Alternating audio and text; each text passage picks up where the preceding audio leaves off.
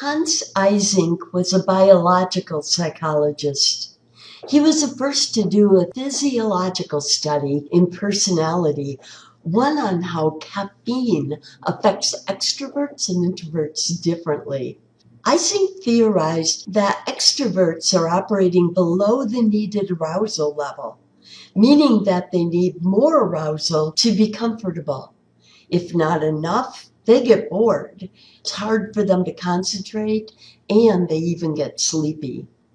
Introverts, on the other hand, he felt are operating above the needed arousal level, meaning that they need less arousal to be comfortable. If they get too much, they get nervous and it's hard for them to concentrate.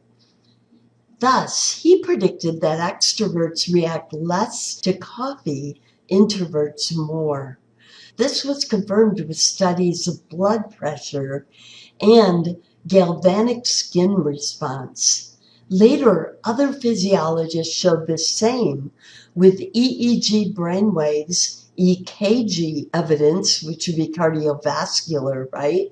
And other physiological measures. But Eysenck was the one who kicked off the physiological game. Remember Alfred Adler? He was a neo-Freudian. He agreed with Freud about the importance of the unconscious, but instead of sex being the driving force, Adler felt it was a need for superiority. Now, you might think of that instead as a need to be better than average at something. He emphasized the importance of choosing and doing something in life that you are better than average at.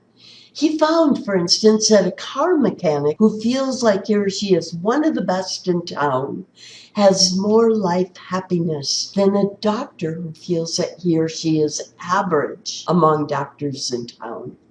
If you feel average or less at what you do, you're not very confident and tend to suffer from an inferiority complex for life that affects your life happiness. Okay, now let's test your learning on all these self terms you learned about. They can be easy to confuse, so let's nail this down. Pause the video here to test your learning, then resume to check your answers. All right, so number 1 would be self-awareness. Recognizing yourself in the mirror is evidence for self-awareness. Number 2 is self-consciousness. Being video recorded increases self-consciousness, your sense of others watching you. Number 3 is self-regulation. When you use it, you actually lose it. So it requires energy from glucose, which comes in limited quantities and is depleted when you use it, right? So it's used up over time. So that means your self-regulation is limited.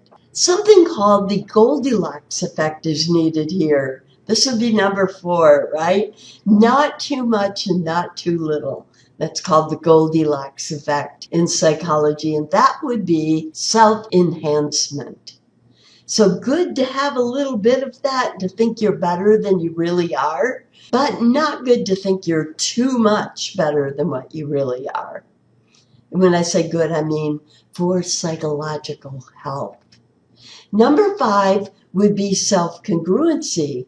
So receiving unconditional positive regard from one person, even just one person in your life, can increase this, your self-congruency.